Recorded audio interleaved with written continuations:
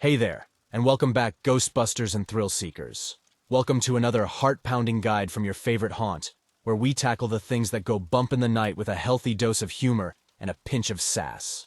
Fresh off our alien evasion escapades, we're diving into something a bit closer to home and, dare I say, a tad more personal. That's right, we're taking you through the eerie, creaky floors of a real haunted house. Not those Halloween pop-ups that scare you with a guy in a mask and a chainsaw, but the genuine, chill-down-your-spine, did-that-painting-just-blink kind of haunted houses. Whether you're a skeptic looking for a thrill, a believer seeking the supernatural, or just lost and really bad at directions, seriously, how did you end up here? This guide's got you covered. We're laying down the top 10 tips to not only survive a night in a haunted house, but maybe even come out with some cool ghost selfies and fewer therapy needs. So, grab your EMF meters, your salt shakers, and maybe a change of underwear, because things are about to get spooky. And remember, it's all fun and games until the Ouija board starts spelling out your name. Let's dive in, shall we? Tip 1. Do your ghostly homework. If you're planning on stepping foot into a place that's more haunted than your ex's heart, you better do your damn homework. I'm not talking about a quick Google search that you do for a high school essay 5 minutes before it's due. I mean deep, investigative journalism, like wearing a trench coat and holding a magnifying glass kind of investigation. Why, you ask? Because every haunted house has a backstory, and I'm not just talking about the kind that involves a family moving out because the Wi-Fi was shit. We're talking murders, curses, witch trials, and maybe even a disgruntled spirit pissed off because someone didn't say thank you after holding the door open for them. This kind of stuff is juicy, not to mention essential for your survival. Knowing what kind of ghostly drama queen you're dealing with can make all the difference between getting a friendly hello from the other side and being scared shitless when you find out you've insulted the spirit of a 17th century witch by stepping on her favorite spot on the floor. So, hit up the local library, talk to that creepy neighbor who knows too much about everyone and everything, or dive into the online forums where conspiracy theories thrive. Gather all the dirt you can on your haunted house. Who lived there? What tragic events unfolded within those cursed walls? Are we dealing with a benevolent Casper or a demon that's got a vendetta against the living? Remember, knowledge is power, especially when you're dealing with the undead. Plus, it's always nice to drop some historical facts to impress your friends, or freak them out even more. Just imagine pausing at a creepy, creaky staircase and casually mentioning, "Oh, by the way, this is where the infamous Butcher of Elm Street diced up his victims into bite-sized pieces." Cool, huh? You'll either look like a badass or a total lunatic, but either way, you're keeping things interesting. And if your research reveals that the house is haunted by the ghost of a librarian who flays people alive for late book returns, maybe just do yourself a favor and pick a different haunted house. There's brave, and then there's I didn't need my skin anyway levels of stupid. So, dear would-be ghost hunters, do your homework. Or you might just end up as an unwilling participant in a spectral reenactment of how to dismember your intruder in 10 easy steps. And trust me, that's one lesson you don't want to learn firsthand. Tip 2. Buddy up, don't die. Alone. Listen, I get it. In every horror movie, there's that one hero who thinks they can take on the haunted mansion solo. Spoiler alert, they usually end up either dead or so traumatized they wish they were. So here's a groundbreaking idea straight from the genius survival guide of not dying in stupid ways. Don't go into a haunted house alone, buddy up. Why face the vengeful spirits of the damned by yourself when you can share that delightful experience with a friend? Plus, there's the added bonus of having someone to blame when you both get lost, because, let's be real, haunted houses never have good signage. It's like the ghosts really don't want you finding the bathroom on the first try. Choose your haunted house partner like your life depends on it, because, well, it kinda does. You want someone who's got your back, not someone who'll use you as a human shield at the first sign of a creepy child ghost. And maybe don't pick the friend who believes every creak and moan is a sign the house wants to communicate. Chances are, it's just old plumbing, not a phantasm with a penchant for Morse code. Let's talk strategy. The buddy system isn't just about moral support and having someone to share the therapy bills with. It's about survival. When one of you inevitably freaks out because you saw your reflection in a mirror and forgot you were in a haunted house. Yes, it happens to the best of us. The other can be the voice of reason, or at least the one to point and laugh, which is equally important for morale. When exploring rooms that look like they belong in a Victorian horror novel, always enter back to back. That way, nothing can sneak up on you. Unless, of course, it comes from above or below, but let's not get ahead of ourselves. We're trying to survive, not write a sequel to The Entity. Lastly, make a pact. If one of you gets possessed, the other has full permission to do whatever it takes to exorcise that spirit, up to and including embarrassing childhood stories or threatening to play Nickelback on repeat. Desperate times call for desperate measures. So grab a buddy, make a plan, and remember, in the haunted house survival game, you're not trying to outrun the ghost. You just have to outrun your friend. Tip 3. Bring the right gear. Venturing into a haunted house isn't like popping over to the store. It's more like gearing up for a paranormal expedition. So, what do you pack for a ghostly encounter? First off, a flashlight. Not just any flashlight, but the kind that could double as a club if you accidentally summon something with more substance than a draft. Why? Because haunted houses love playing tricks with the lights, and you'll want something reliable to navigate and potentially defend yourself. Next up, salt. It's not just for seasoning your fries. In the ghost-busting world, it's your go-to for creating protective circles. Why does it work? Who knows? Maybe ghosts have a low-sodium diet. But when things start going bump, you'll be glad to have it. Now, for the holy water, it's like ghost pepper spray. A splash here and there in the darker corners of the house or on that creepy portrait that seems to follow you with its eyes might not banish anything, but it could give you a fighting chance to run.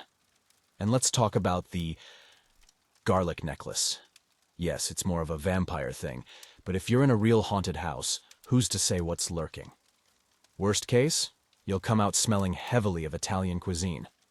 Best case, you've got an all-purpose evil repellent. Plus, it's a great conversation starter.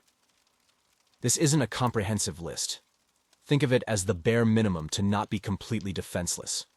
A digital recorder for capturing EVPs, electronic voice phenomena, a camera for snapping evidence, and a good old-fashioned compass, because ghosts love messing with electronics, are also recommended. Just imagine trying to explain to a 200-year-old ghost that your iPhone compass is glitching.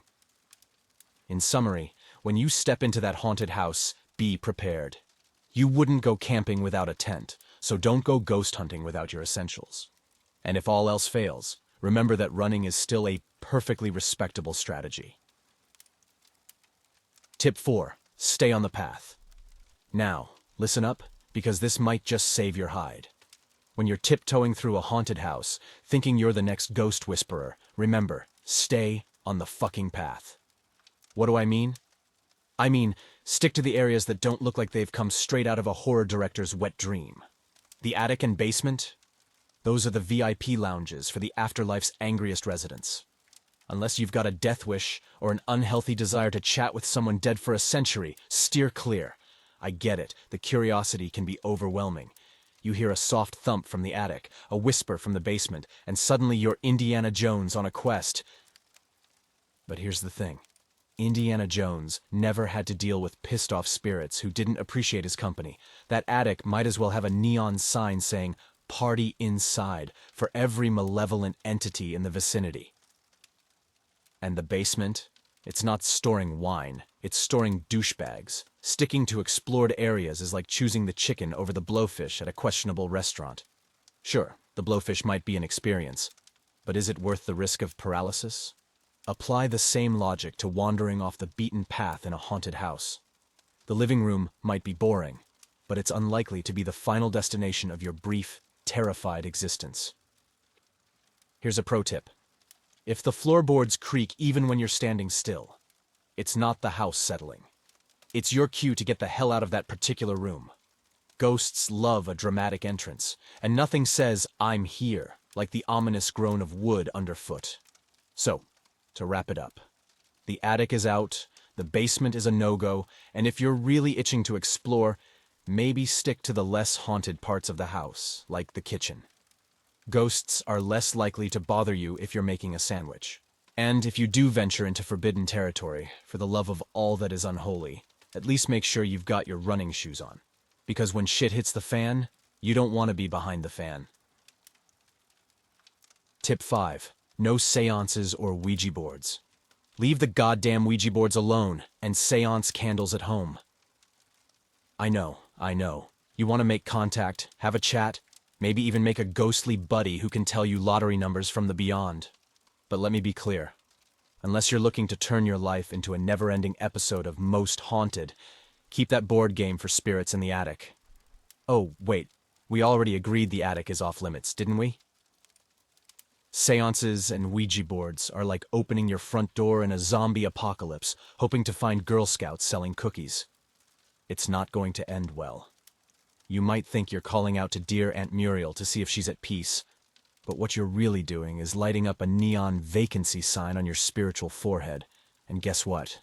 The entities checking in won't be leaving a 5-star review. But it's just a bit of fun, you argue. A bit of fun until the air gets cold, the candles flicker out, and you realize the only thing standing between you and the netherworld is a piece of cardboard. Suddenly, goodbye isn't just a polite way to end a conversation. It's a desperate plea for the spirits to leave your trembling ass alone. Here's a better idea.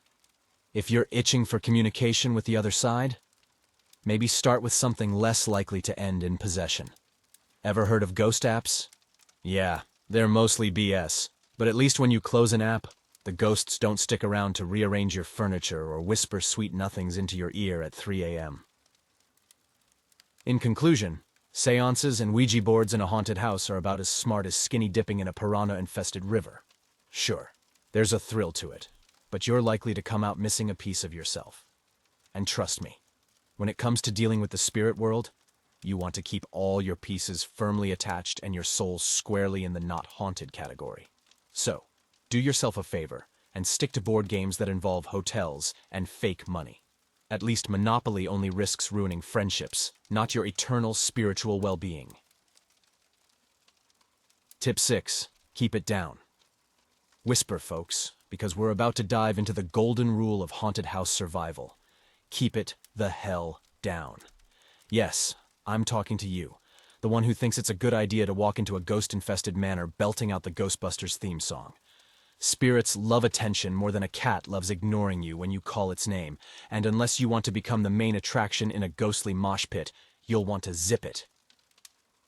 You see, ghosts are like that one nosy neighbor we all have. The slightest peep from your end, and they're all over your business, wanting to know who, what, and why. Except, unlike your neighbor, you can't shut these spectral snoopers out with a curt nod and a quick dash inside. No, sir. These entities will follow you and whisper blood-curdling somethings in your ear and generally make sure you regret ever stepping foot in their domain. I'm not saying you need to take a vow of silence. Hell, a little banter can keep the spirits at bay, make them think twice about messing with someone clearly off their rocker. But there's a fine line between a strategic whisper and shouting like you're at a rock concert. Cross that line, and you might as well wear a sign that says, "Free real estate" in Ghost. The trick is to communicate like you're in the world's most haunted library. Need to warn your buddy about the spectral figure creeping up behind them? A sharp, whispered, "Heads up," will do. Found the secret room that definitely houses the vengeful spirit of the manor's original owner? A hushed, "Holy shit," is entirely appropriate. In a haunted house, silence is not just golden. It's your ticket to making it through the night without becoming the undead's new best friend. So, keep your voice down, your wits about you. And for the love of all that is unholy, save the karaoke for the safety of your ghost-free car on the ride home. Tip 7. Be respectful. I know what you're thinking. Why the hell should I be polite to something that's trying to scare me out of my skin? But hear me out. When you're in a haunted house, you're not just in any old building. You're in their house. And just like you wouldn't walk into someone's home and start talking smack about their decor, you don't want to start disrespecting the ghostly inhabitants. A simple please and thank you might just save your ass from a haunting headache. Think about it. These spirits have been lounging around, minding their own ghostly business, possibly for centuries. Then you come barging in, flashlight in hand, acting like you own the place. How would you feel? Exactly. Miffed, to say the least. So, a little respect goes a long way. Acknowledge their presence. Maybe compliment the eerie ambiance they've got going on. Love what you've done with the cobwebs, very chic. And for the love of all that is spectral, if you bump into a ghost, apologize. If you walk through them, utter a quick, oops, my bad. The last thing you want is to offend an entity that can make your life a living hell, quite literally, by following you home and turning your Netflix nights into a never-ending episode of My Haunted House. Let's not forget, some of these spirits might just be looking for a bit of recognition. Hey, I see you there, nice to meet you, please don't curse me. Might be all it takes to keep things cordial. You're in their territory now, and a bit of diplomatic etiquette might just see you through the night without any supernatural incidents. But, and it's a big but, don't go overboard. You're not trying to be best buds with the undead. You're just trying to not get on their bad side. Think of it as navigating a haunted diplomatic mission. Your goal is to get in, get out, and maybe learn something cool along the way, without any ghostly entities deciding they want to haunt your dreams for the foreseeable future. So, when dealing with the deceased denizens of a haunted house, a little respect can go a long way, because as we all know, manners maketh the man, and potentially appeaseth the ghost. Tip 8. Know your exits. This time, we're talking about exits, because when the walls start whispering your name and the floorboards are getting a little too grabby, it's time to get the hell out of Dodge. Now, on to the juicy bits. First off, upon entering any potentially haunted locale, your priority, besides not peeing yourself, is to map those exits. Think of it as a less fun version of Where's Waldo, but with more screaming and less striped shirts. And remember, windows count too. Just make sure you open them first. Leaping through glass might look cool in the movies, but in real life, it's just a fast track to the ER. But what if the ghost is between me and the exit? Well, that's when you channel your inner Olympic hurdler. You'd be surprised how spry you can be when there's a specter on your tail. And if all else fails, remember that furniture makes excellent ghost barricades. Or at least, it's good for a laugh. Ever seen a ghost trip over an ottoman? Hilarious. Always have a backup plan. If the front door's a no-go because Aunt Ethel's ghost is throwing a tantrum, make sure you know how to pop a window lock. Pro tip. Those little credit card tricks don't just work in spy movies. And if you're in a real pinch, a well-aimed chair can do wonders for creating a new exit. Just be ready to explain that to your insurance agent later. And let's not forget the golden rule of haunted house survival. Never, under any circumstances, say you'll be right back. Because let's face it, in horror movie logic, that's pretty much a death sentence. Instead, announce your survival plans loudly. I am leaving this haunted house, and I will not return. It's not just assertive. It's practically a ghost repellent. Lastly, remember that the best exit strategy is not needing one at all.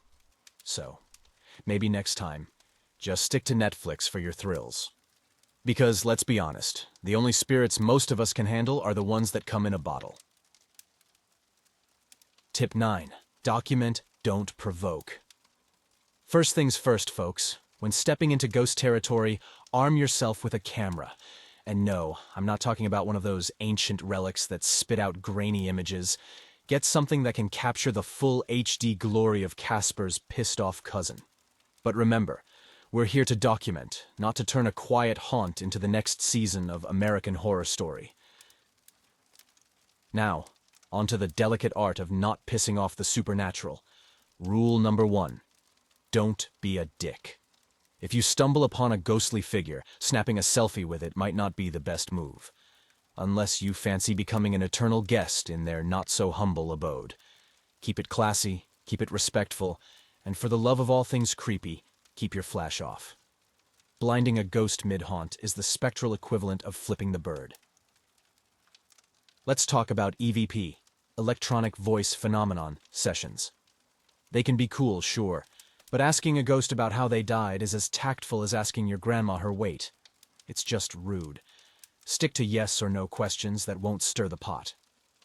Think along the lines of, do you enjoy scaring the living shit out of people? It's informative, yet neutral. Plus, you avoid making the afterlife's most wanted list. Another pro tip: if you catch something eerie, resist the urge to poke fun at it online. Remember, ghosts have internet access too, probably, and they know how to hold a grudge. You don't want to be haunted by bad reviews for eternity because you made a TikTok dance out of their tragic demise. And lastly, if you do manage to capture something truly otherworldly, consider it your paranormal badge of honor. Share it with the world. But maybe, just maybe, leave out the part where you screamed higher than Mariah Carey hitting her highest note. After all, we're here for the chills, not the spills. Stay safe, snap wisely, and remember, ghosts might not have a sense of humor, but that doesn't mean we can't. Tip 10. Trust your gut. All right, my haunted house hoppers and horror aficionados, we've reached the end of our not dying horrifically tutorial. And what better way to cap it off than with the most ancient, tried and true survival tip: trusting your freaking gut. Because let's face it, if something feels off, it's probably because there's a ghostly grandma in the corner knitting your doom. Your gut is that magical, mystical thing that tells you to swipe left on a Tinder profile because those eyes look like they've seen a murder. It's that same instinct that should scream, "Hell no," when you hear a disembodied voice inviting you into the attic for a game of hide and seek. Spoiler alert, you'll be seeking for eternity. Let's get real for a sec. If you walk into a room and the temperature drops faster than your dignity at an open bar, listen to that little voice telling you to GTFO. It's not being dramatic. It's trying to save your ass from becoming a ghost's ice sculpture.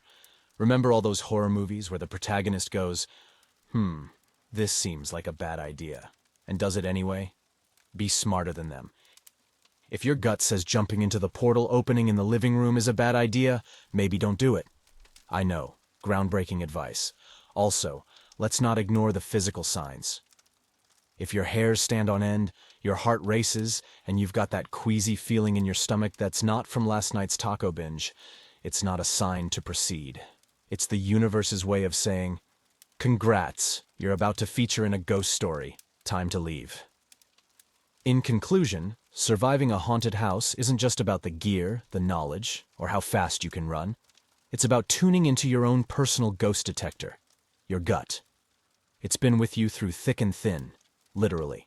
So maybe give it the respect it deserves. Trust your gut, folks. It knows when shit's about to hit the fan.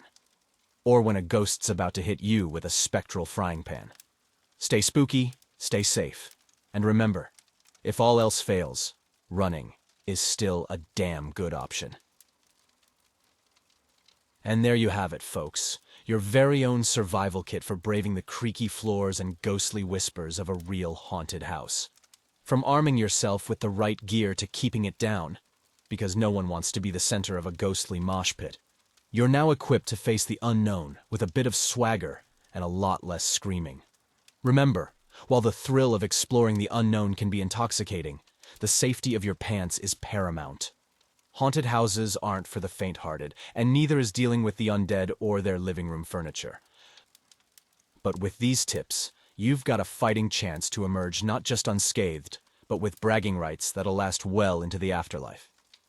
So next time you find yourself at the threshold of a door that creaks ominously, with a chill in the air that wasn't there before, take a deep breath, remember your training, and step confidently into the shadows. After all, it's just another day in the life of a supernatural survivor. Thanks for sticking with us through these terrifying tips. If you've got your own ghostly tales or survival tips, drop them in the comments. We love hearing from our brave band of listeners. And if you're craving more spooky survival guides or just want to support the channel, don't forget to hit like, subscribe, and check out our Patreon link below. If you're feeling generous, leave a tip using Super Thanks.